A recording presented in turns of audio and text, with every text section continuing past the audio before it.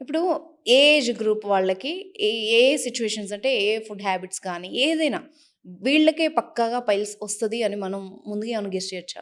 4 years baby are bye నుంచి piles రావడం start అయింది. 4 ఇయర్స్. యెస్. ఓహ్! 4 ఇయర్స్ నుంచే కాన్‌స్టిపేషన్‌లో ఉంటున్నారు వీళ్ళు.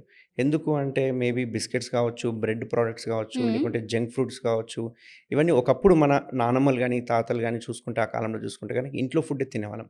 ఇప్పుడొచ్చిన స్విగ్గీ, జొమాటో అన్నీ వచ్చేసిన తర్వాత వేళ్ళ మీద అయిపోయింది. అంటే వెళ్లి తెచ్చుకునే అవసరం కూడా లేదు ఇప్పుడు. సో ఏదున్నా ఇంటికే రావడం జరుగుతుంది. సో పిల్లాడు ఒకవేళ తినట్లేదు అనంగానే మనం బిస్కెట్స్ అనో ఏదో ఒకటి తెప్పిస్తూ ఉంటాం. పిజ్జాలనో, బర్గర్స్ అనో తెప్పిస్తూ ఉంటాం. దీనివల్ల ఏమవుతుందంటే ఫైబర్ కంటెంట్ తగ్గిపోయి ఈ ప్రోటీన్ కంటెంట్ కావచ్చు, లేకపోతే కార్బోహైడ్రేట్ కంటెంట్ కావచ్చు, ఇట్లాంటి కంటెంట్ ఎక్కువైపోతుంది. ఎక్కువైపోవడం వల్ల వాళ్ళకి ఏమవుతుందంటే చిన్న ఏజ్ నుంచే కాన్‌స్టిపేషన్‌లోకి స్టార్ట్ అవుతున్నారు. మీరు చూసుకుంటే చిన్న పిల్లలు 2 డేస్‌కు, 3 డేస్‌కి ఒకసారి మోషన్ యెస్. పోతున్నారు. యెస్. అంటే ఇప్పుడు ఈ నేను గూడా విన్నాను. అంటే చిన్న పిల్లలు మోషన్ పాస్ చేయకపోతే 2, 3 డేస్ వాళ్ళని బలవంతంగా పోనివ్వరు. అలా అని డాక్టర్ దగ్గరికి తీసుకెళ్తారు. ఇది ఎంత మనం సీరియస్‌గా తీసుకోవాలి? అంటే ఎన్ని రోజులు కంటిన్యూ అయితే ఇలాంటి ప్రాబ్లమ్స్ ఒస్తాయి?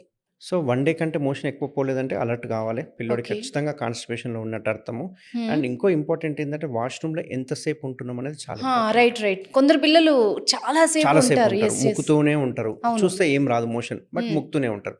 ఇట్లాంటి వాళ్ళకి మాత్రం ఖచ్చితంగా కాన్‌స్టిపేషన్ ఇష్యూస్ స్టార్ట్ అయితుంటాయి. హ్మ్. సో, దీని నుంచి మనం బయటపడాలి అంటే ఫస్ట్ పీచు పదార్థం అసలు